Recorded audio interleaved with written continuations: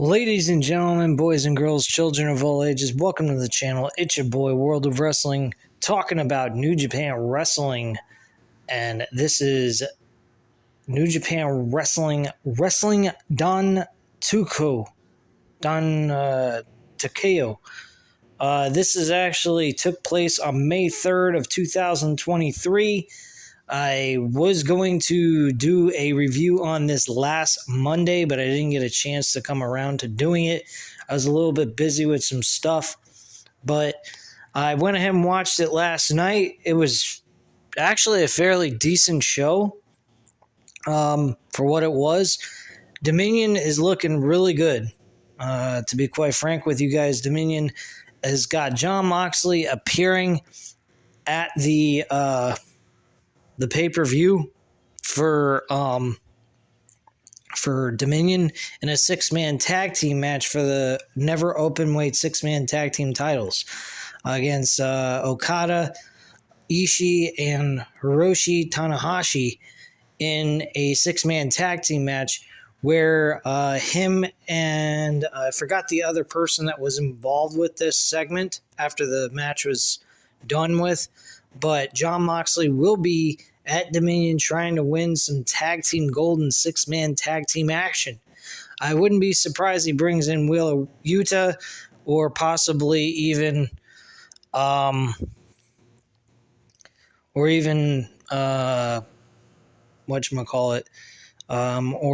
Claudio into this match. It would be interesting if he brought in Bryan Danielson. That would be huge. Bryan Danielson, Jon Moxley, and this new upcomer in New Japan Wrestling who competed, I believe, in the Sakura Genesis pay-per-view event last month, I believe it was. And it would be rather interesting to see Bryan Danielson in New Japan Wrestling with Jon Moxley competing with for six-man tag team gold and bring this new upcoming guy into their group. That would be quite interesting and surprising. So it'd be kind of unique and fun to see. But anyway, let's get into the show. I skipped all six-man tag team matches except for the six-man never open weight tag team title match. So the first couple of matches I did skip. It was about 5 matches, and then the other half of it I did watch because the six-man tag team wrestling that they have go like 3, 5, 6, 7 minutes. None of them have any real legitimate stories going on in them. So I just kind of like bagged out on it and didn't watch it because it is 4 hours long. It is taxing on me between work, trying to cover WWE and AEW shows on a week-to-week basis, at least SmackDown anyway. Raw, I don't know if I can sit through. I may try watching it this week and cover it for you guys. I may not. I'm not sure. But I definitely am going to be covering SmackDown on a week-to-week basis. It will either be Friday, Saturday, or Sunday, guaranteed without a question. I will get that taken care of as soon as possible whenever it airs live on Friday nights. So that's a guarantee. AEW Collision I will be covering. I don't know. I don't think I'll cover it live, though. I think I'm going to cover it on Thursday nights. Or not Thursday, excuse me. What am I talking about? I will be covering AEW Collision probably on Monday nights while Raw is live on the air. If I have the opportunity to watch Collision live on a week-to-week basis on Saturdays, I will definitely go ahead and take that opportunity to get that out of the way and over with because the content continues to grow and I keep continuing to fall behind. I'm trying to balance a life, plus also give you guys wrestling content and review this stuff. Other things happening on the channel, I may be giving you guys some news and rumors for what's going on in the world of professional wrestling, like little short videos, since I'm having a problem going live to do our random wrestling talk show. We will be bringing that back very soon. I am definitely working that out with my girlfriend. My girlfriend has been trying She may end up having me allow me to use her computer that she uses during the day that she works with to use, and see if that might be beneficial for me to use to go live once a week with you guys and cover that, and also maybe possibly go live every once in a while for major events like pay-per-views or weekly televised shows and see how that goes. But anyway, guys, let's get into New Japan Wrestling Dontaku. I don't know how to pronounce the fucking event. It was a May 3rd event. But it was a good show for the 5 major matches that were really important. The other 5 really not all that big of a deal. The first match was Kenta defending the Strong Open Weight Championship, with Kenta defending the title against Haikilolu. He's a Samoan wrestler. Haikolu is a Samoan wrestler, and him and Kenta really had a good match with each other. Haikolu actually went ahead and connected with some big boots in this matchup. Kenta really he kind of got his ass kicked, I think. A little bit. And Kenta gave it his all. He's actually a heel in the Bullet Club. And Haikelu walks away with the Strong Openweight Championship in a good, decent matchup. I would definitely say this was a 3.5 out of 5 stars. It was only 9 minutes and 45 seconds long, but at the end of the day, it was still a decent match overall. Moving on, we go to the New Japan Wrestling World Television Championship. That's Zack Sabre Jr. defending his title against Jeff Cobb. I'm a huge fan of Jeff Cobb. He is an excellent wrestler. I've seen him wrestle in New Japan Wrestling. I believe he was a Ring of Honor World Television Champion. He was also, I think he did win a New Japan Wrestling title. I think it was the Never Openweight title at one point. But yeah, Jeff Cobb is definitely an excellent talent in New Japan Wrestling. I would love to see him perform in AEW again and actually move into the United States promotions. I think WWE would push him very well if they do it correctly. But Jeff Cobb would be great for the Bloodline. He'd be a muscle guy. He'd be like Mark Henry in that group. I think he'd be excellent. And have him and Solo Sikoa together? Holy shit. That'd be fucking awesome. I don't even think you would need the Usos at that point if you put Jeff Cobb in the mix. Fucking throw the Usos out and just have Jeff Cobb and Solo Sikoa, 2 monster guys, like they're as if they're there's some group mafioso guys that are big hitters or something for Roman Reigns when he doesn't want to get his hands dirty or something. It was pretty fucking funny. But yeah, Zack Sabre Jr. and Jeff Cobb ended this match in a draw, actually, with the time limit at 15 minutes. That's how long they were allowed to go, was 15 minutes. The one thing that I did notice is Kevin Kelly kept pointing out how Jeff Cobb and Zack Sabre Jr. both have had their matches end very quickly. They never were able to even reach 15 minutes most of the time because they defeated their opponents and dominated their opponents most of the time in every match. Jeff Cobb has been known to defeat his opponents in less than 10 minutes. So Zack Sabre Jr., well, he's a submission artist. Excellent wrestler by I mean, the guy is unbelievable for what he does in the ring. He's not the greatest. He doesn't have the greatest, charisma in the world, but he is really, really, really good at what he does in the ring. You give him a mic piece or something like that. I mean, he's not a bad talker, don't get me wrong, but his charisma, it's bland. It's not all that big of a deal. It's not anything to get excited over, but you pull a Paul Heyman or somebody that really knows how to talk, I mean, he would definitely make it in another promotion. But what he does here in New Japan Wrestling is great stuff. He's been there for a very, very long time. I think about 10 plus years. And he has won a lot of titles. The only title he has yet to win, I think, was the IC Championship. I believe he hasn't won the United States Championship, which a match with Kenny Omega and Zack Sabre Jr., please take my fucking money.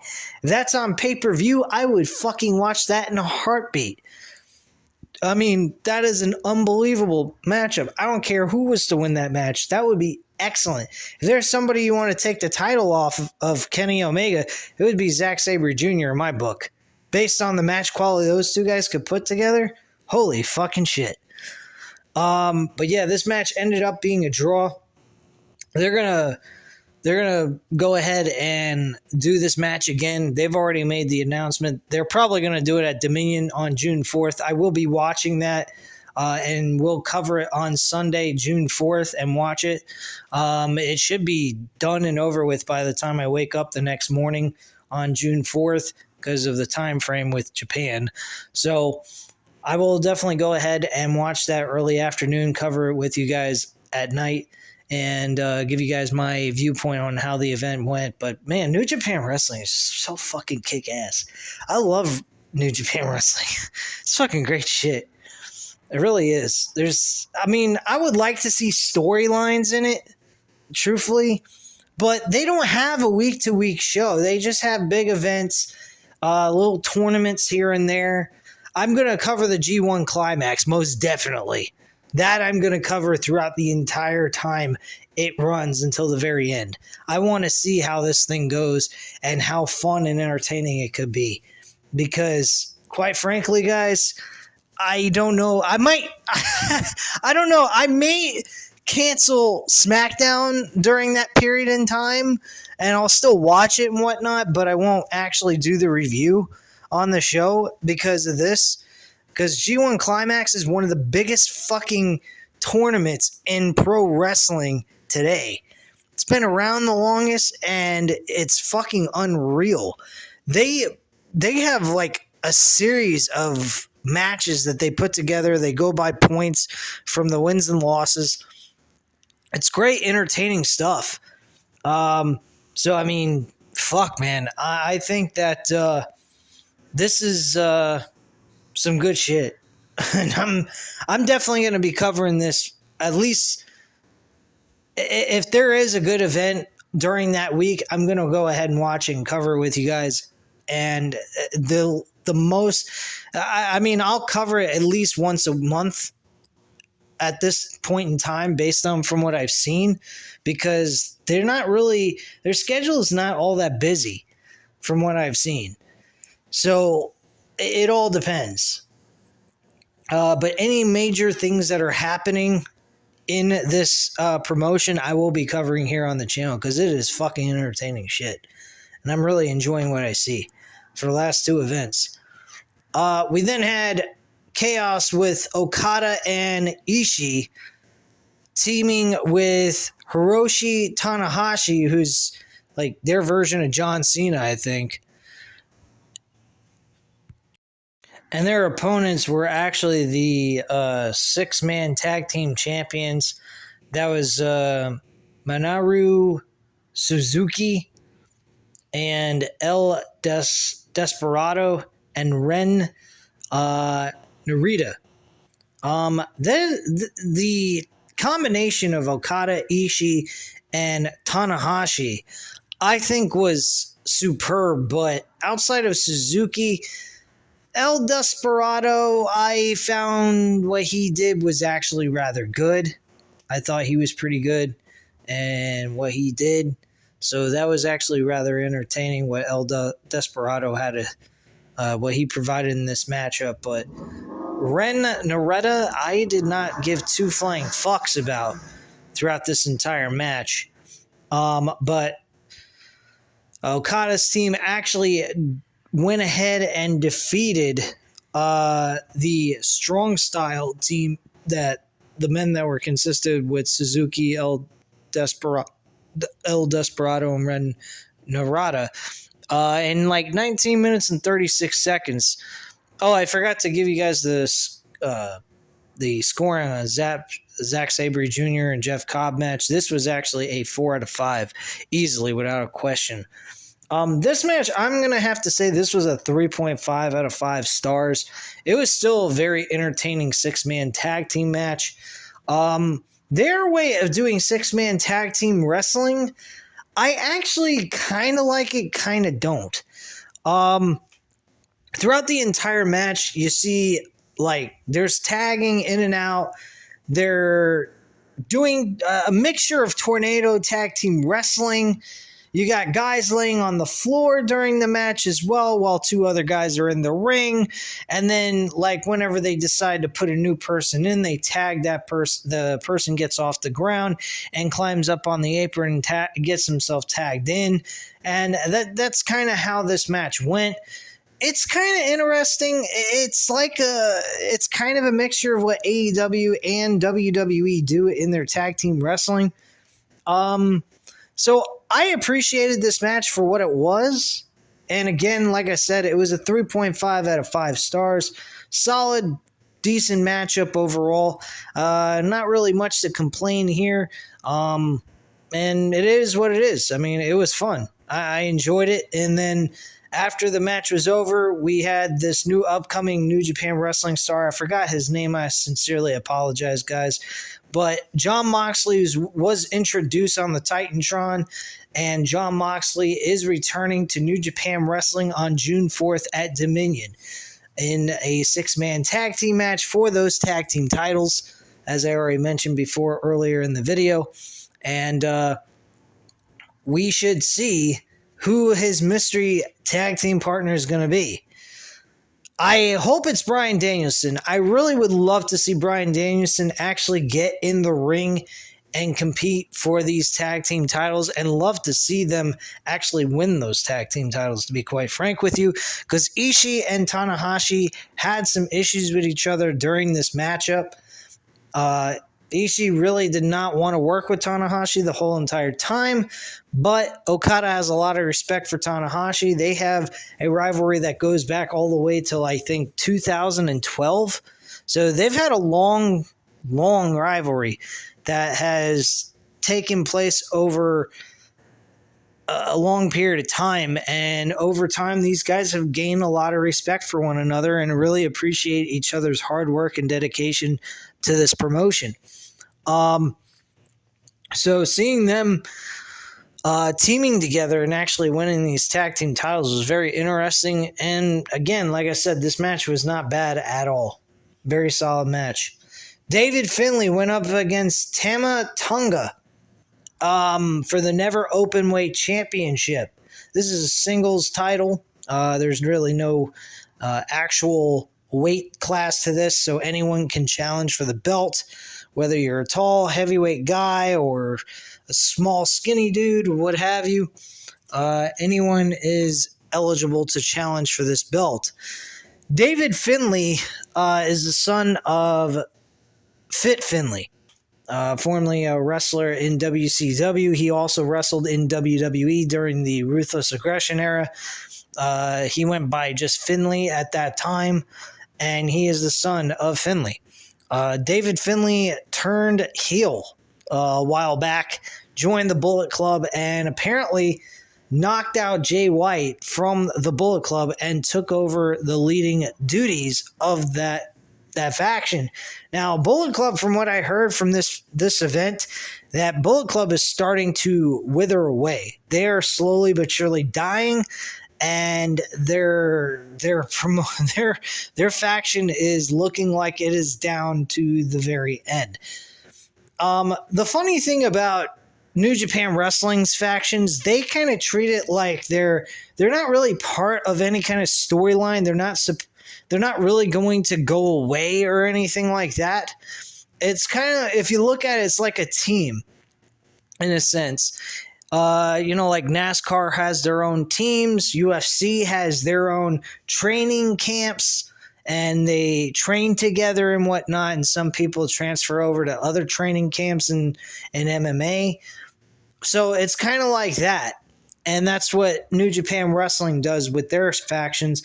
They make it their own team that work together to collect titles within the promotion to say who's got the best faction out of the bunch. I mean, we got Chaos. We had TMDK, I believe is what it's called. You got Bullet Club. I think you got the Gorillas of Destiny. I think that was mentioned that is now a faction in this promotion. You have NATO's, let me see what his name is. Teshu NATO, I believe he has the faction as the Los Gobernables de Japan. So I mean, you got a bunch of different factions. You got the United Empire, Chaos. I mean, you got all kinds of teams that are put together, and all of them work together within that faction to come to a common goal of winning championships and what have you. So that's kind of how it all comes together. But Tama Tonga was the never openweight champion. I believe he won that title at last month's pay-per-view.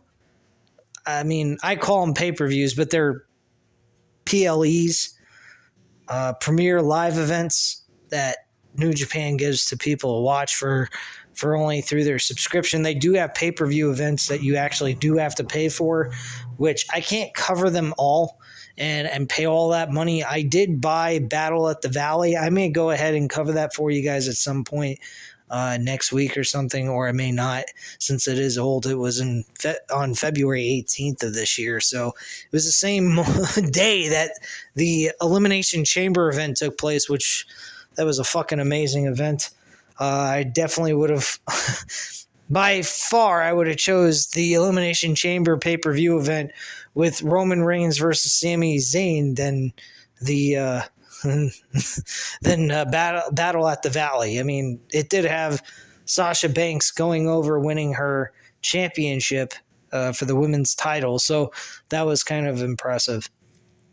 Anyway, David Finlay did beat Tama Tonga. They battled actually through the crowd. They battled on the outside of the ring. They were all over the place with this match, and then finished it, of course, in the ring. So I really, this was a really good match. I really enjoyed David Finlay. David Finlay joining Bullet Club, he does remind me a little of like fucking Jay White in a way, but not as good as Jay White. But he is a guy that comes across as a humongous villain, and I absolutely love this. I think David Finlay is going to play out as a great heel for this Bullet Club group, and I think at this point he is the leader of that group. At this point in time, the match did go 25 minutes. Tama Tonga, I do miss his tag team partner, Tama Loga, I believe is how you pronounce his tag team partner. The Gorillas of Destiny. I missed that tag team. I think they were great together. But unfortunately, I believe it's his brother, and he's out with a major injury, so he hasn't been wrestling for a while. So Tama Tonga has actually been wrestling on his own in a singles competition.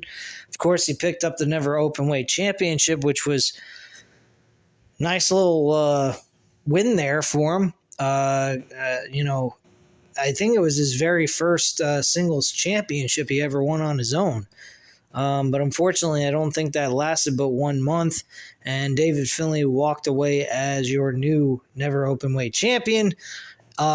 Near the end of the match, David Finlay actually did dominate this matchup, beat the living shit out of Tama Tonga, and pinned him for a 1-2-3, and that's how the match ended. Then we had Sonata defending the IWGP World Heavyweight Championship against Hamuryu Takahashi. He's the junior the junior heavyweight champion, he's really good as well. I mean, he's an impressive dude, but compared to Sonata, he is so much smaller of a wrestler. He had such a disadvantage in this matchup. He came a couple of times, he was very close of winning the match, but unfortunately, he was unable to walk away with the victory, and Sonata finished him off with his finisher. It's a modified DDT. Very nice finisher, actually. I kind of like it. And Sonata walked away with the win. Going back, actually, I do apologize. David Finlay, like I said, winning the Never Openweight Championship with Tama Tonga. I'm going to give that match, I'd say a 4 out of 5 stars, truthfully. I think that is well deserving. Sonata and Takahashi, I would say it is a 4 as well. It was a pretty solid, entertaining main event. The crowd, though, was kind of dead. And I think that has a lot, from what I heard, there's like a law against them getting way too loud to a certain point. But I don't know about that ruling or what that rumor was, because I've heard the fans in New Japan Wrestling get really loud and hectic during a Tokyo Dome Wrestling Kingdom show. So I don't know if I buy into that. Same thing with Dominion. I've seen Dominion shows a couple of times over the last 5 years or so, and I will admit they are fucking ruckus for that shit. So we'll see how Dominion turns out. I definitely will go ahead and cover that here on the channel June 4th. So keep an eye out for that. But anyway, guys, that's all I have to say at this time. If you enjoyed this video, please go ahead, hit the like button, hit the subscribe button if you're not already subscribed to the channel, and leave a comment down below. I'll definitely get back to you on that. Thank you guys very much for watching, and have a great night, guys. Bye.